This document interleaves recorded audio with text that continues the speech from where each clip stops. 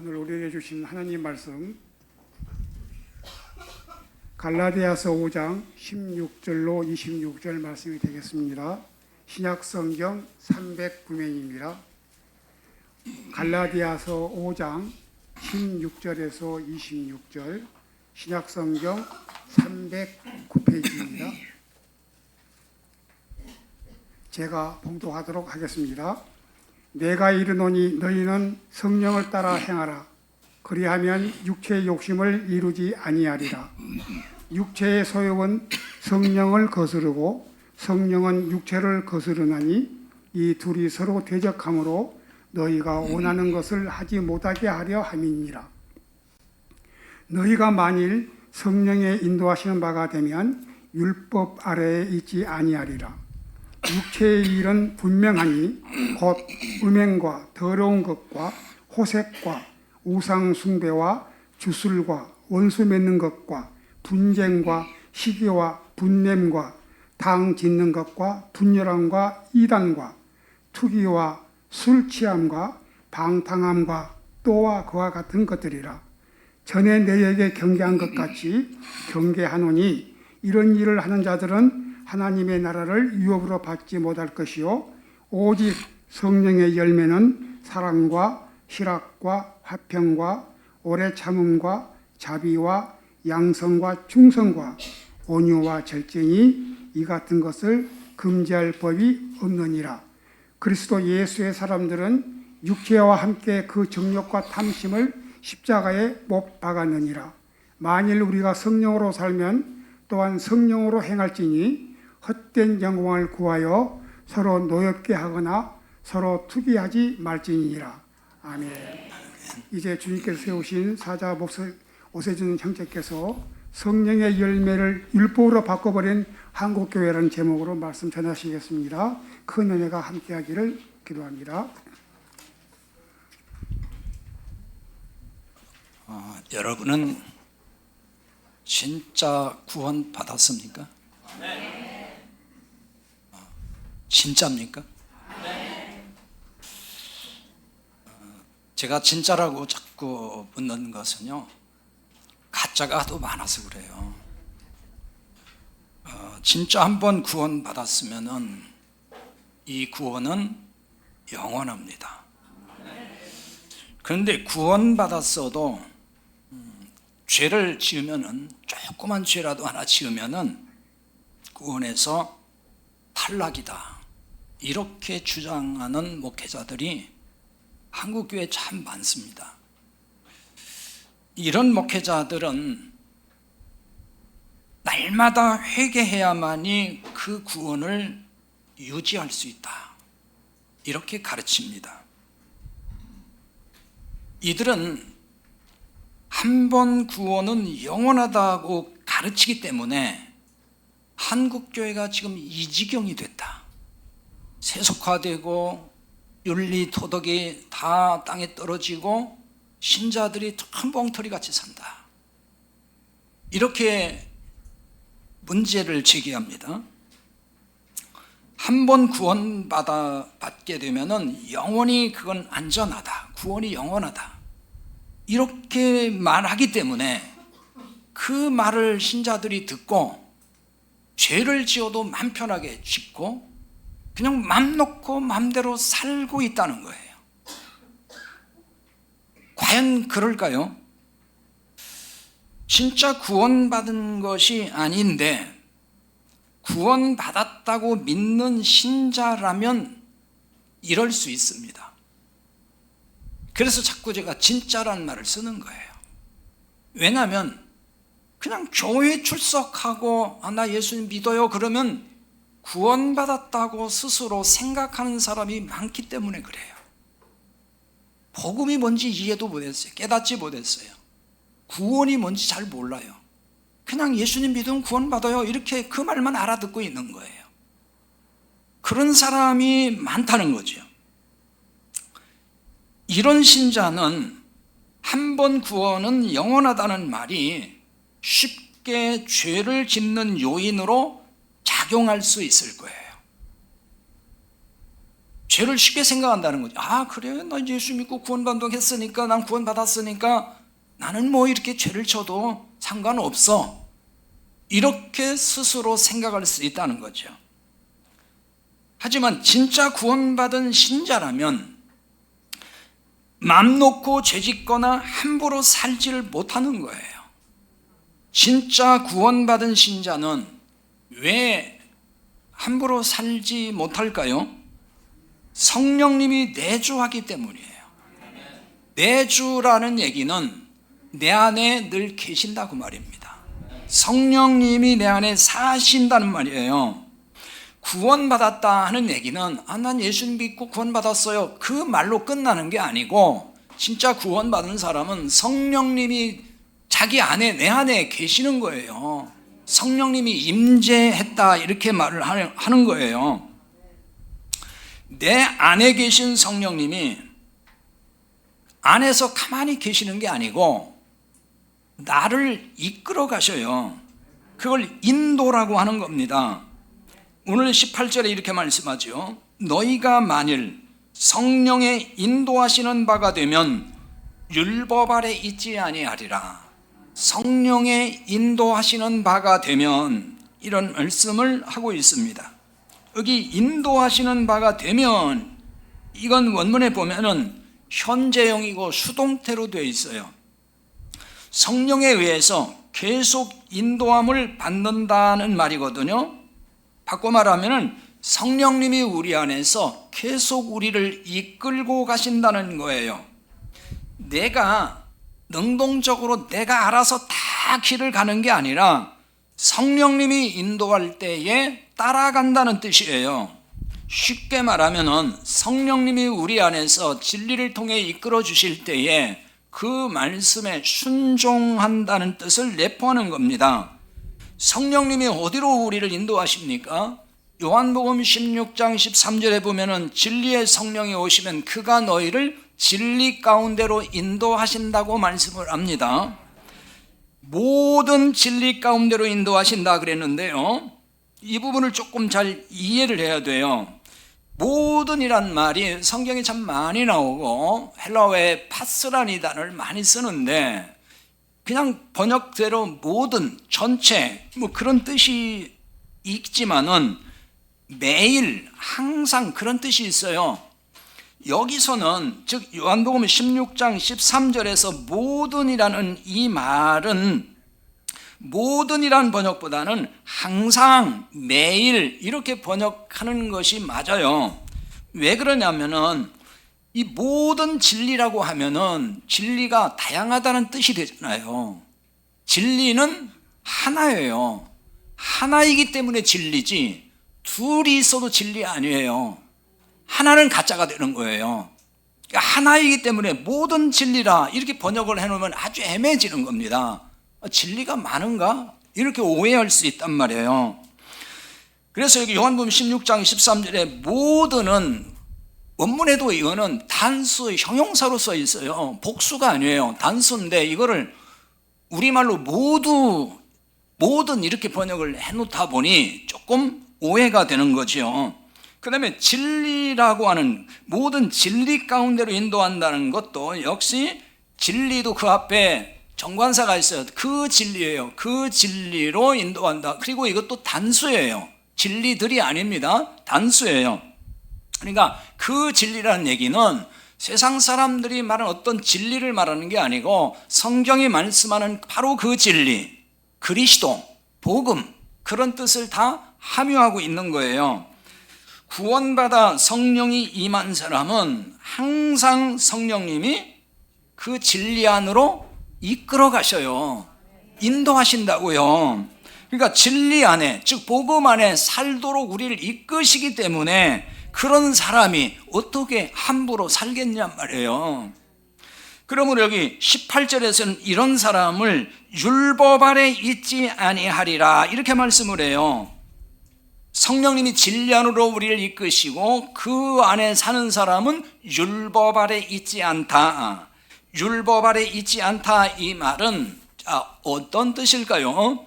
이 부분을 알기 위해서는 반대로 율법 아래 있지 않다는 걸 이해하기 위해서 그럼 반대로 율법 아래 있다. 그것은 어떤 상태인가? 이 점을 좀 깨달으면은 율법 아래 있지 않다 이 말이 이해가 되겠죠.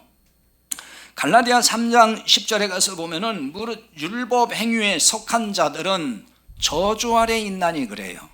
율법 행위에 속했다, 저주 아래 있다, 이건 율법 아래 있다는 것을 말하는 것이고 율법 아래 있으면은 저주 아래 있다는 걸 말하는 거예요. 그럼 저주 아래 있다는 얘기는 구원과 상관없는 사람을 말하는 겁니다. 세상에서 뭐 조금 벌받고 하는 그런 얘기가 아니고 구원과 관련된 얘기예요. 이게 구원과 상관없는 멸망 이런 얘기예요. 저주 아래 있다는 것을 갈라디아 3장 22절에 가서 보면은 성경이 모든 걸 죄 아래 가두었으니 이렇게 말씀을 해요. 성경이 모든 걸, 이제 공동번역에 이 모든 것을 이 세상이라고 번역했더라고요.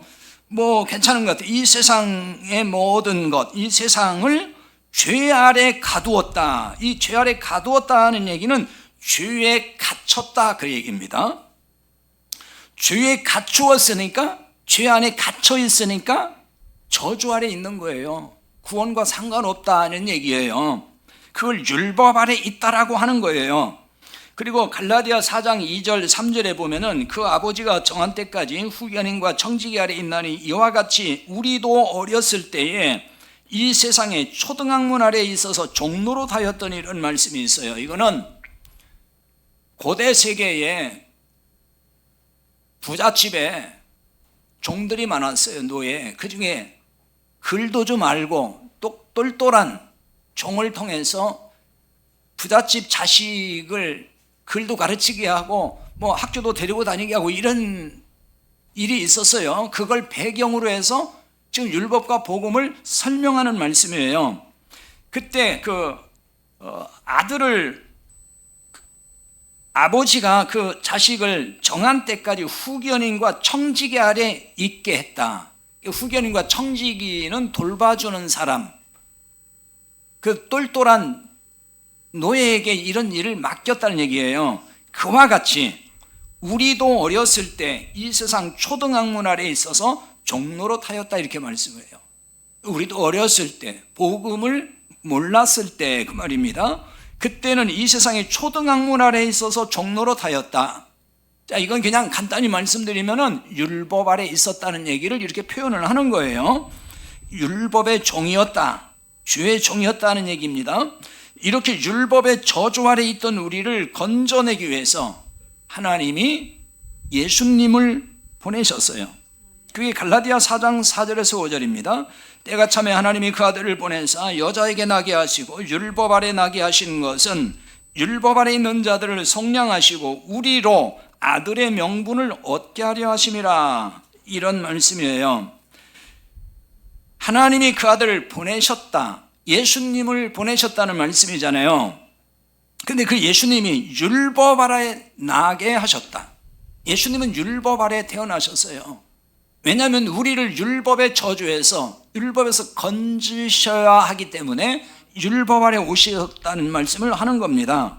그래서 율법 아래 있는 자들을 속량하시고 그 율법에서 우리를 건지신다는 말이에요. 속량이라는 말은 원래 그 노예의 어떤 몸값 혹은 노예를 몸값을 주고 사와서 자유롭게 풀어주는 거, 그런 의미예요. 이게 그러니까 예수님이 이 땅에 오셔서 십자가에서 목숨값을 지불하심으로 우리를 죄에서 율법에서 해방시키고 자유롭게 하셨다. 구원을 이렇게 지금 설명을 하는 겁니다. 속량하시고 우리로 아들의 명분을 얻게 하려 하셨다. 아들의 명분이란 얘기는 양자 삼았다 그 뜻이에요.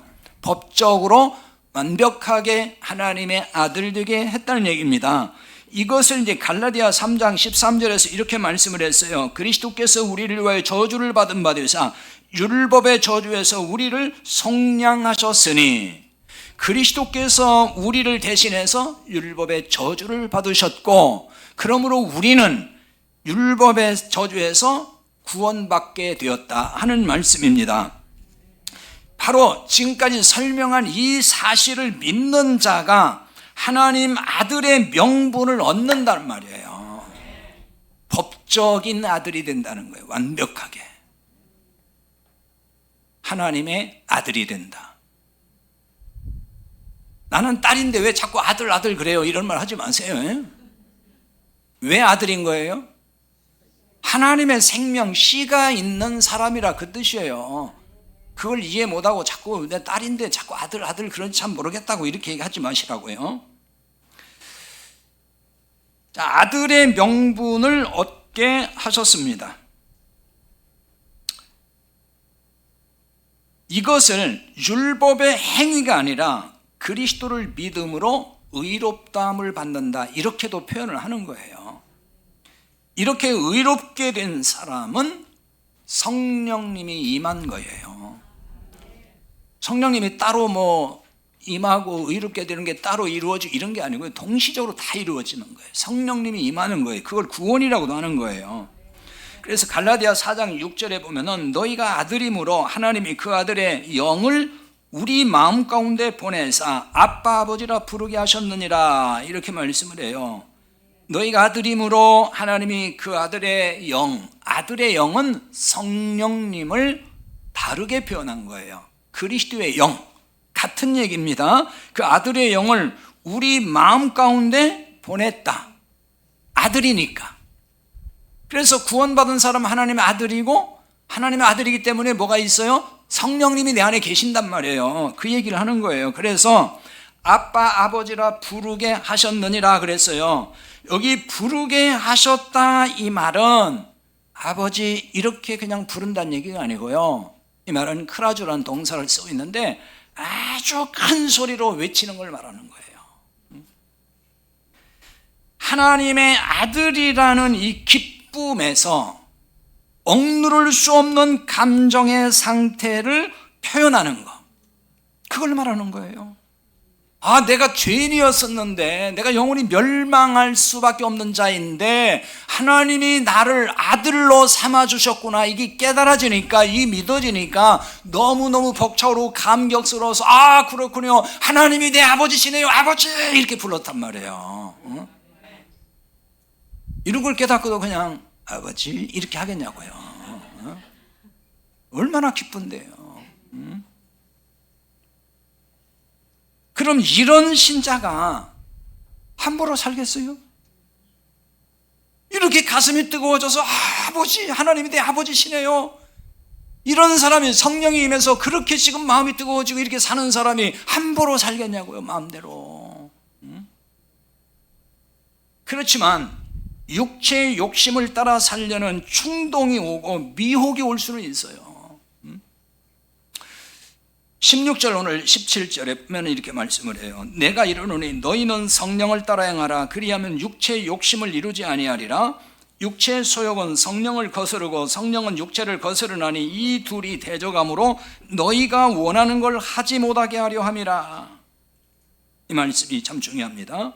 육체의 욕심이란 말이 나왔고 뒤에는 육체의 소욕이란 말이 나와요. 이게 왜 욕심이 나오고 소욕이 나오고 그럼 무슨 차이일까? 이게 뭐 서로 다른 뜻인가? 이런 생각이 들 수가 있죠. 근데 이게 같은 뜻이에요. 육체의 욕심할 때, 욕심이란 말을 헬라어 에피티미아 그러거든요. 이거는 욕망, 또 어떤 정욕, 뭐 그런 뜻으로 쓰는 말인데요. 근데 뒤에 가서 소욕이라는 말은 에피티메오라는 지금 동사예요. 욕심이라고 쓴 건 명사형이고 뒤에 것은 동사형이에요. 뜻은 같은 거예요. 같은 뜻입니다. 번역을 그렇게 해놓은 것 뿐이에요. 그런데 육체의 욕심과 성령님이 서로 대적한다, 이렇게 나와요. 이 대적한다, 이 말은 반대한다는 거예요. 서로 맞선다, 방해한다, 서로, 이런 뜻입니다. 여기서 말하는 육체의 욕심이 의미하는 본질이 뭘까요? 이 부분을 또 잘 이해를 해야 됩니다. 우리는 주로 육신의 본능을 타고 일어나는 죄의 문제로 볼 때가 많고, 이렇게 이 단어를, 이 개념을 가지고 있습니다. 그러나 여기서 말한 육체의 욕심이란 율법주의 신앙에 대한 욕심을 의미하는 거예요. 육체의 욕심을 성령과 반대 개념으로 지금 사용하는 겁니다. 성령은 진리의 영이죠. 그러므로 복음을 의미한다고도 볼 수가 있어요. 육체의 소욕이 성령을 거스르고 반대하는 것은 복음을 거스르고 반대하는 것을 말하는 거예요. 그래서 육체의 소욕, 육체의 욕심, 이것은 율법에 대한 통칭이기도 한 거예요. 율법이 복음을 거스르고 있다는 거예요. 갈라디아서는 율법과 복음을 계속 말씀하는 거예요. 결국은 표현이 이렇게 저렇게 나온 거지 결국 그 얘기예요. 전부 다. 넓은 의미에서 모든 인간은 율법 아래 태어납니다. 이제 이런 얘기를 하니까, 아니 율법은 출애굽 이후에 시내산에서 주셨는데 모든 인간, 그전 인간이나 모든 인간 율법 아래 태어난다고 하는 게 말이 되냐, 또 이런 분이 있더라고요. 넓은 의미에서 모든 인간 율법 아래 있어요. 하나님을 떠난 인생, 죄 가운데 있는 인생은 전부 율법 아래 있는 거예요.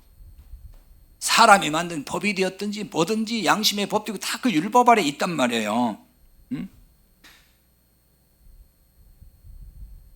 자, 율법 아래 태어난다. 그리고 모든 종교가 율법 아래 있어요.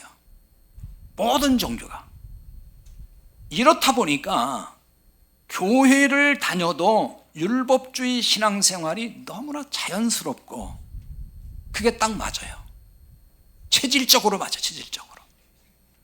여러분들이 율법 아래 태어났고 율법적 교육을 받았고 모든 종교가 율법적이고, 그러니까 그게 다 몸에 배어 있고 가치관으로 형성되어 있어요. 근데 교회에 오니까 교회에서 율법적으로 가르쳐요. 그게 딱 맞아 떨어지는 거예요. 그래서 율법주의로 빠져드는 것이고 문제의식이 없는 것이고 헤어나지 못하는 이유가 그거예요. 근데 그게 아닙니다 그러면은 못 받아들이는 거예요. 그래서 워낙에 그 뿌리가 깊기 때문에 그런 겁니다. 이 때문에 복음을 듣고서도 율법으로 돌아가려고 하는 본성이 자꾸만 작동을 해요. 복음을 자꾸 알려줘도 듣기는 들어요. 그 순간은 머리는 있으니까 뭐 이해는 하는 것 같아요. 돌아서면 다시 율법주의로 가버려요. 여러분은 그렇지 않나요? 그렇게 돌아간단 말이에요. 율법주의 신앙의 가장 큰 특징은요, 내가 노력해서 내 의로 깨끗하게 살겠다고 하는 거예요. 그런데 복음을 깨닫고 구원받은 자는 이렇게 사는 것이 아니라는 걸 이제 알아요. 그래서 구원받은 자는 성령님의 인도를 받아서 성령님을 따라 살아야 한다고 깨닫습니다.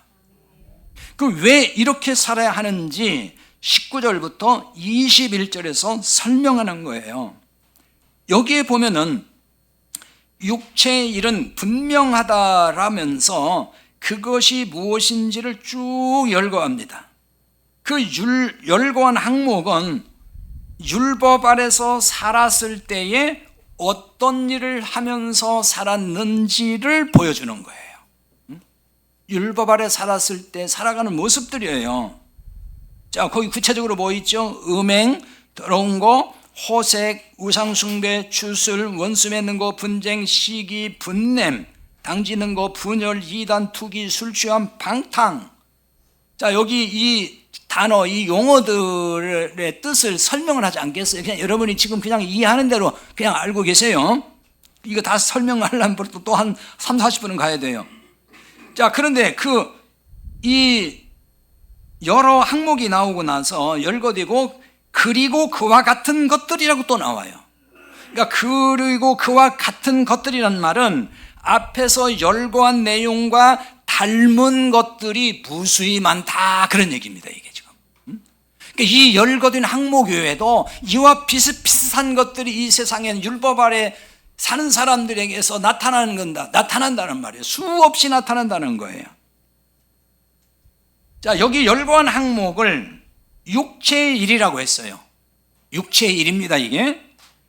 이걸 다른 말로 율법의 열매라고 하는 거예요. 이게 율법 아래 살 때 맺는 열매라는 얘기예요. 바꿔 말하면 율법의 행위에 속하여 맺은 열매라는 뜻이에요. 자, 그런데요, 갈라디아 3장 10절의 말씀을 아까 생각한 대로 율법 행위에 속한 자들 어디에 있어요? 저주 아래 있다 그랬잖아요. 율법의 저주 아래 있다는 거거든요. 그럼 이 말은 뭐예요? 구원받지 못한 상태예요.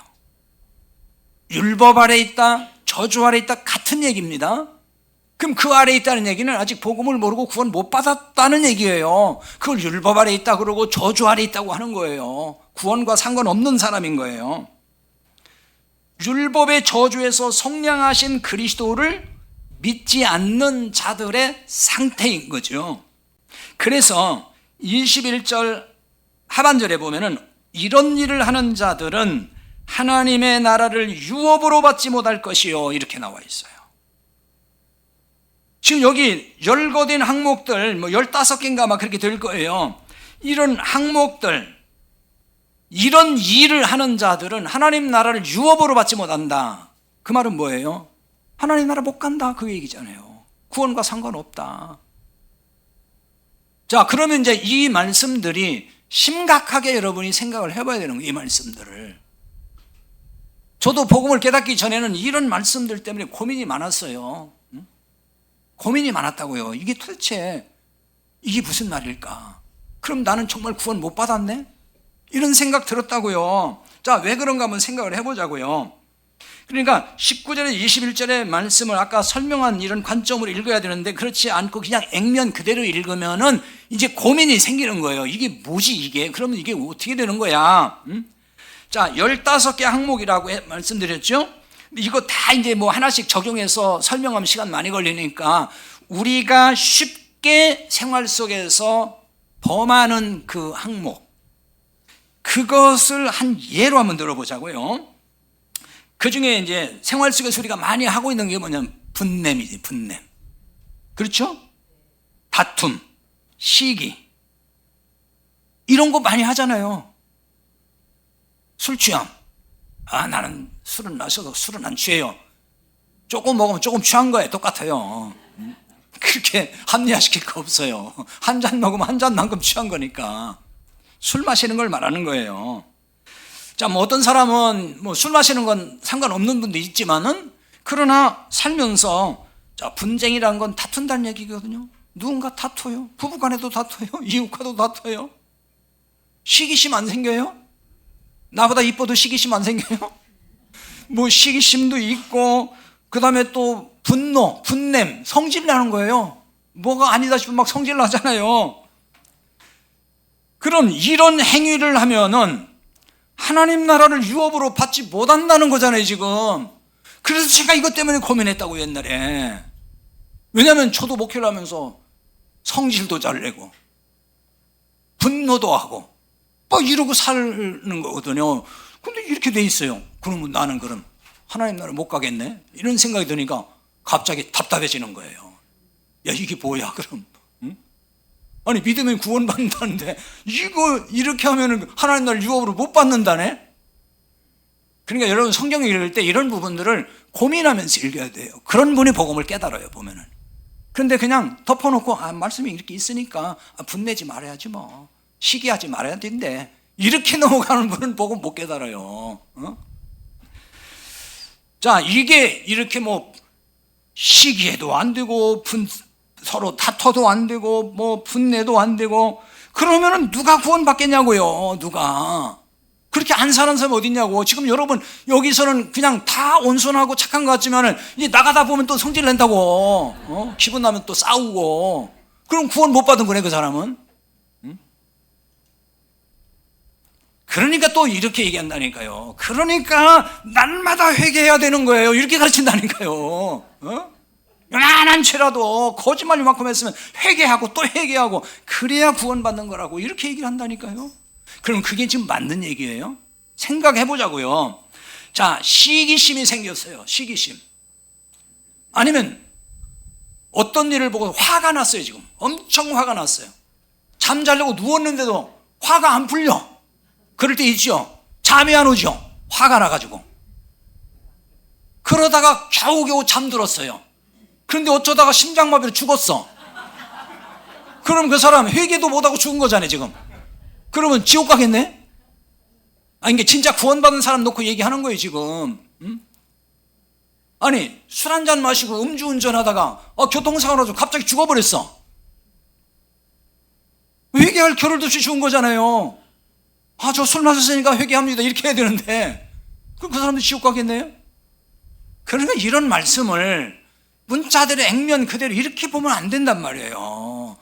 근데 이런 걸 가지고서 그러니까 회개해야지 하면서 날마다 회개하라 이러니 신자들은 미칠 것 같죠. 응? 회개하고 나가면 또 그러는데, 집에 가도 또 그러고, 교회 오면 또 회개해야 되고, 이게 뭐냐고, 이게 기독교 신앙생활이냐고요. 응?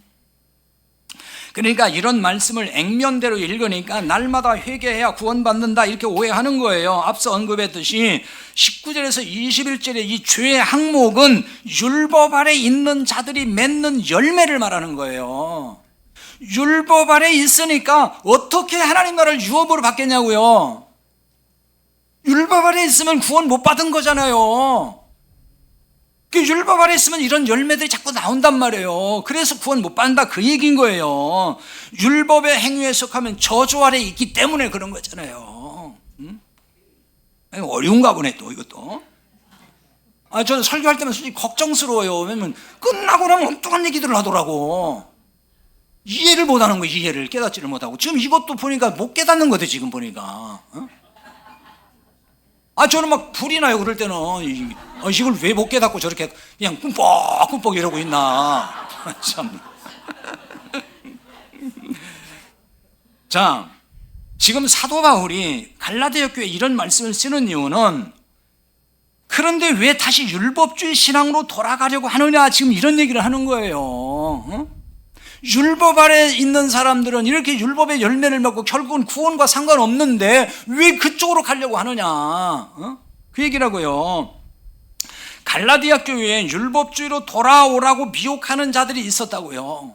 육체의 소욕을 자극을 해서 성령을 거스르도록 미혹하는 율법주의자들이 있었어요. 성령을 거스른다는 얘기는 복음을 거스른다 그 뜻이에요. 이게 무슨 얘기겠어요? 갈라디아 교회들은 이단에 대해서, 율법주의에 대해서 여러 번 설명드렸어요. 예수 믿지 마 그 얘기 아니에요. 믿되 율법의 행위가 보태져야 돼. 그래야 구원받는 거야. 이렇게 얘기한단 말이에요. 이게 지금 한국교회 상황이 딱 이렇다고요 지금. 누가 예수 믿지 말라고 다 믿으라고 그러지. 열심히 믿으라고 그러지. 근데 말씀대로 그렇게 딱 살아야 구원받는다 또 그러잖아요. 그걸 말하는 거예요 지금.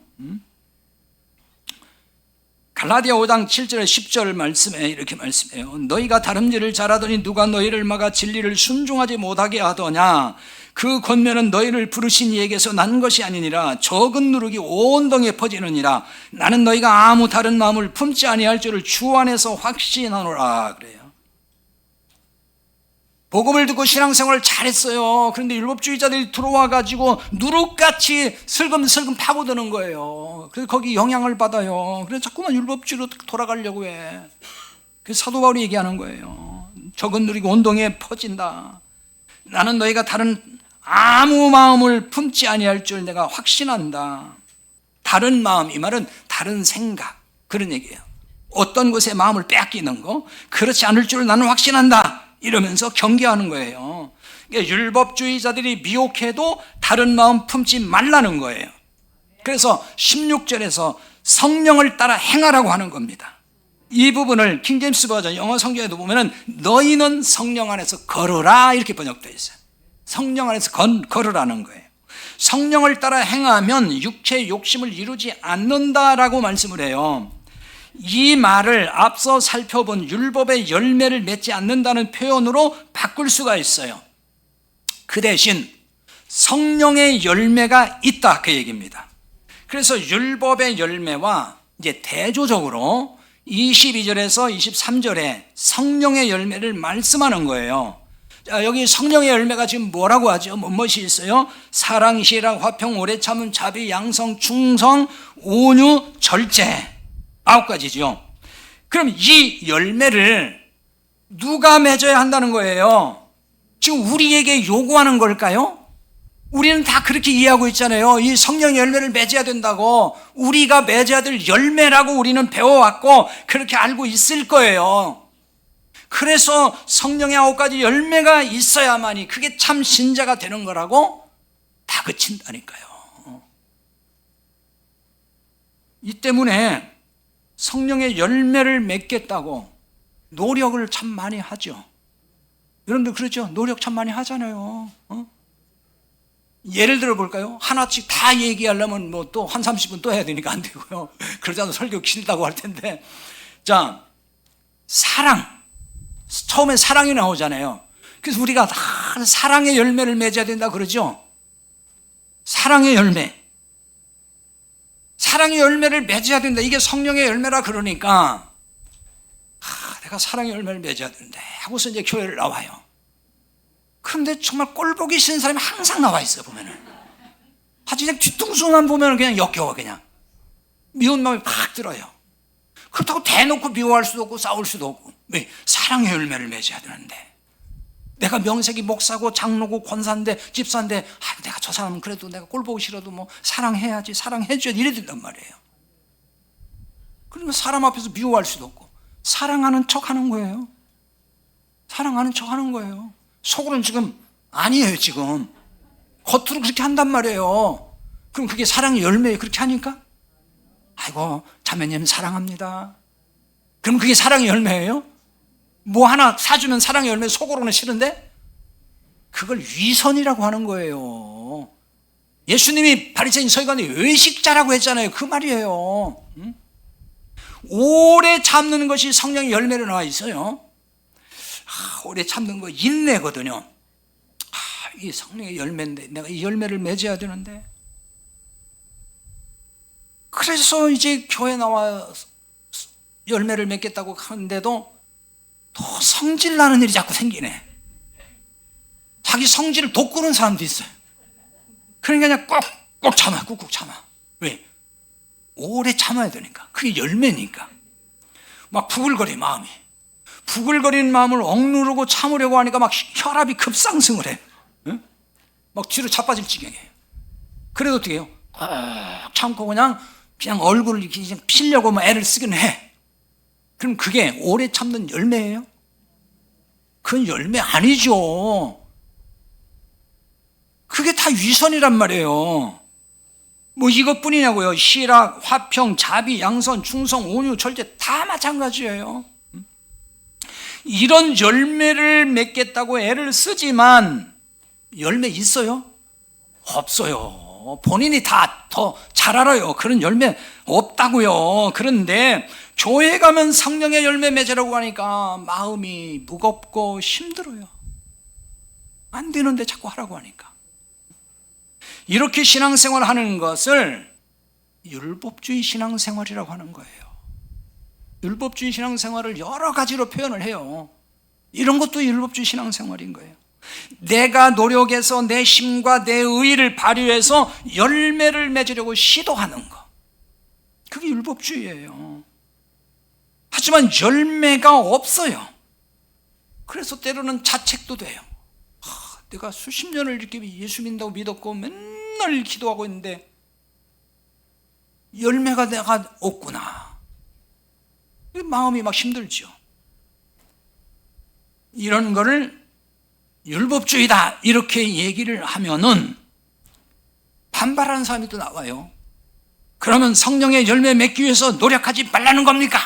그게 율법주의니까.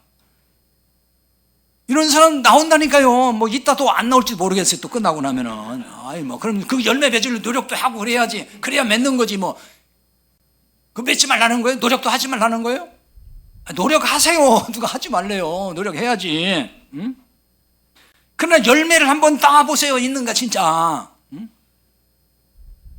우리가 애를 쓰고 몸부림친다고 해서 성령의 열매를 맺을 것 같습니까? 아무리 해도 안 되는 것을 자꾸 할 수 있으니까 해보라고 강요한다고 할까요? 계속 그런 걸 얘기한단 말이야. 해보라고. 믿고 하면 돼. 기도하면 되는 거야. 어? 수십 년 기도했어요. 돼요, 안 돼요? 안 돼요. 안 된다니까요. 응? 난 조금 뭐 이게 도와주는 걸 나 사랑의 열매. 아니에요. 그거 가지고 얘기하면 안 돼. 변함없이 그러나요? 미운 사람은 안 주잖아요.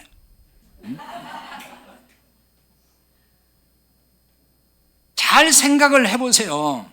자, 오늘 말씀에 성령의 열매라고 했잖아요. 성령의 열매. 그냥 우리말 그대로 봐도 성령의 열매예요. 소유격을 쓰고 있어요. 원문에도 마찬가지예요. 성령을 푸뉴마 그럽니다.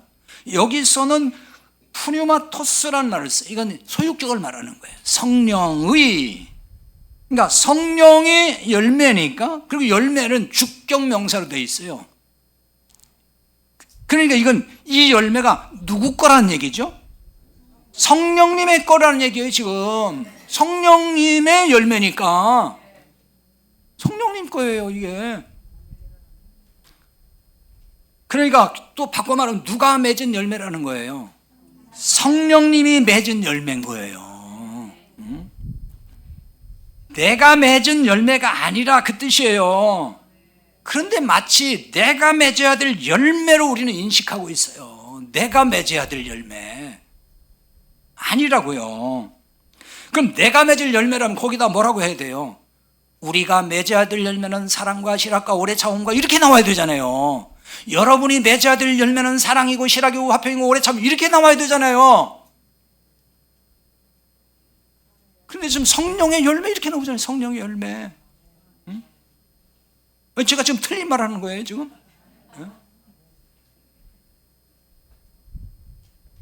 자, 오늘 본문을 잘 살펴보세요. 우리에게 성령의 열매를 맺으라고 했어요? 그런 말 있냐고요? 없어요. 우리에게 성령의 열매를 맺으라는 말씀으로 읽힐지 몰라요. 왜? 하도 그렇게 그냥 들어왔으니까. 근데 성경을 자세히 봐야 된다니까요. 그냥 성령의 열매라고 나와 있다고요. 성령의 열매를 열거할 뿐이에요. 성령의 맺은 열매가 이렇다. 그 얘기인 거예요. 근데 여기 열매도요. 열매는 해놓고 나서 뒤는 9가지가 나오거든요. 그럼 열매들이 맞잖아요. 9가지니까 우리 국어 문법으로 하면은 열매들은 하고 9가지 나와야 맞는 거예요. 열매는 단수를 써놓고 나서 뒤에 9가지가 나오면 안 맞는 거예요. 여기 원문에도 칼포스 그래가지고 이거 단수 명사로 되어 있어요. 단수 주격 명사로. 이게 하나를 말해요. 하나. 9가지 열매이니까 열매들이라고 해야 맞는데 우리말로 보면은 열매들이 아니고 그냥 열매예요.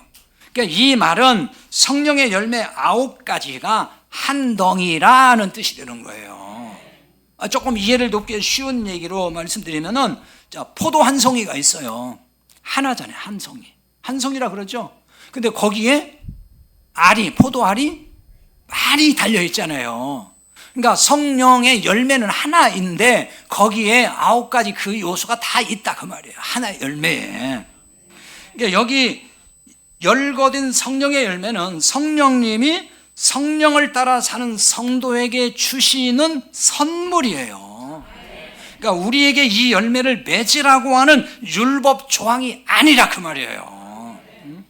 우리 능력으로는 한 덩이에 붙어있는 이 9가지 열매 우리가 죽었다 깨나도 못해요. 그 열매 못 맺어요. 한 덩이에 그 같은 열매 한꺼번에 우리가 할 수 있냐고요. 우리가 맺을 수 없는 열매를 성령님이 대신 열매를 맺어 우리에게 주신 것을 말하는 겁니다. 자, 바꿔 말하면 성령님이 우리를 9가지 열매 방식으로 대접하신다는 거예요. 사랑과 실학과 오래 참음으로 우리를 대접하시는 거예요. 자비와 양선과 충성과 온유와 절제로 우리를 대접한단 말입니다. 자, 하나씩 한번 살펴볼까요? 사랑은 너무 익숙한 거니까 빼놓고 실학이라는 얘기는 기쁨이란 뜻이에요. 즐거움이란 말이거든요. 성령님이 구원받은 우리를 항상 기쁨으로 대하신다는 거예요. 찌든거리는 법이 없어요. 근데 이게 우리가 맺을 열매라고 생각해봐요. 여러분, 사람을 항상 기쁨으로 대할 수 있어요? 안 돼요. 나한테 잘해주는 사람은 할지 모르지만 나한테 조금 싫은 소리만 해도 벌써 인상이 확 찌그러져요. 기쁨으로 대하지 못한다니까요. 그런데 그 열매를 맺겠다고요? 어림도 없어요. 화평은 전쟁이 없는 상태를 뜻하거든요. 이건 뭐냐? 우리를 화목의 대상으로 보시는 거예요. 그러니까 공격하고 비난하는 대상으로 보시지 않는다는 거예요. 그래서 우리와 항상 평화롭게 지내기를 원하신다 그 말입니다. 근데 우리는 이 열매 못 맺어요. 우린 기분 나쁘면 싸우잖아요. 그리고 비난 잘하잖아요. 공격도 잘하고. 그러니까 안 되는 거라니까요. 안 되는 거예요. 자비, 충성 다 마찬가지예요. 이게 다 설명을 하니까 시간이 또 너무 많이 가면은 너무 지루해도 그럴까 봐서 걱정스러운데요. 자, 절제라는 건 자기 통제, 셀프 컨트롤 그 말이거든요. 그러니까 성령님에게 절제가 없잖아요. 그럼 우리는 벌써 멸망했어요. 우리가 뭔 재주로 견디겠냐고요. 날마다 잘못하고 사는데. 우리의 실수와 허물에도 심판을 절제하고 오래 참으신다는 말이에요. 우리는 그렇게 못하잖아요. 자, 그런데 대부분 목회자들이 힘써 이 열매를 맺읍시다 이렇게 설교한다고요. 저도 이걸 복음으로 못 봤을 땐 저도 그렇게 설교했어요. 저도. 그런데 제가 갈등이 뭐냐면은 저도 이렇게 설교를 해놓고 저도 맺을 수 없는 열매 저도 맺지 못하더라니까요. 우리 화내지 맙시다 사랑합시다 해놓고 나서 저도 집에 가면 화난다니까. 그러니까 이게 아닌데 이게 뭔 뜻인지를 모르니까 그때는 그냥 문자대로 오래 참읍시다 온유합시다 화평합시다 이런단 말이에요. 근데 그렇게 말하는 사람도 못해요. 저도 못했어요 그렇게. 자, 왜 이렇게 설교하겠어요? 성령의 열매를 율법으로 보기 때문에 그런 거예요. 성령의 열매를 율법으로 바꿔버렸다는 거예요. 이걸 우리가 행해서 지켜서 맺어야 될 열매로 보는 거. 그 율법으로 바꿨다는 거예요. 그게 바로 성령의 열매는 우리에게 힘써서 맺으라는 율법이 아니에요. 우리 안에 계신 성령님이 열매를 가볍이 주셨으니까 이거 먹고 누리라는 얘기예요. 열매는 먹는 거예요. 그거 먹고 그거 누리라는 거예요. 은혜로 주신 이 열매를 먹고 누리라는 복음이지 이게 율법이 아닌 거예요. 이 귀한 열매를 먹고 누리는 성도가 그럼 아무런 생각과 반응이 없을까요? 이 귀한 걸 먹고 누리는데 아무 변화가 안 일어나겠냐고요. 사랑이시라 화평 오래 참은 자비 양선 신실함과 온유 절제의 열매를 먹고 누립니다. 그런데도 아무런 변화가 일어나지 않고 마음대로 살까요? 만약에 아무런 변화가 일어나지 않고 마음대로 사는 신자라면요, 아무리 자기가 구원받았어요 성령 받았어요 해도 그 가짜예요. 그거는 성령의 열매를 먹고 누리는 신자가 아닌 거예요. 구원과도 상관없고 성령님과 상관없는 신자가 분명하다는 말이에요. 이런 성령님의 열매를 내가 먹고 그걸 누리고 살면요 생각도 바뀌고 가치관도 바뀌고 자꾸 바뀌기 시작하는 거예요. 물론 성령님의 열매를 먹고 사는 신자라도 율법주의자들의 미혹을 받을 수는 있어요. 이제 그럴 때는 이걸 기억해야 돼요. 24절입니다. 그리스도 예수의 사람들은 육체와 함께 그 정욕과 탐심을 십자가에 못 박았느니라 그랬어요. 십자가에 못 박았다. 못 박았다 이건 과거 시제입니다.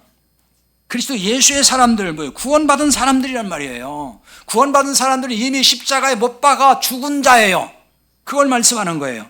구원받은 사람은 이미 십자가에 못 박혀 죽은 사람인데 이 무슨 얘기냐면요, 그리스도를 믿음으로 우리가 주님과 연합하잖아요.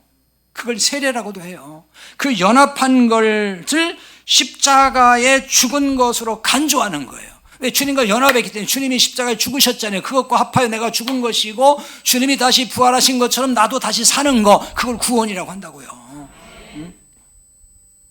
근데 이걸 갈라디아 2장 19절에서는 내가 율법으로 말미암아 율법에 대하여 죽었나니라고 말씀을 해요. 율법에 대해 죽었다면서 왜 율법주의 미혹에 반응하느냐? 사도 바울이 지금 그거 얘기하는 거예요. 율법에 대해 죽었으면은 율법주의 미혹이 와도 반응하면 안 되잖아요. 죽은 자가 무슨 반응을 해요? 율법에게 죽고 성령으로 살아난 사람은 성령으로 행하면서 살게 됩니다. 25절이 그 말씀이에요. 만일 우리가 성령으로 살면 또한 성령으로 행할지니, 이렇게 말씀해요. 이 문장은 가정법으로 되어 있어요.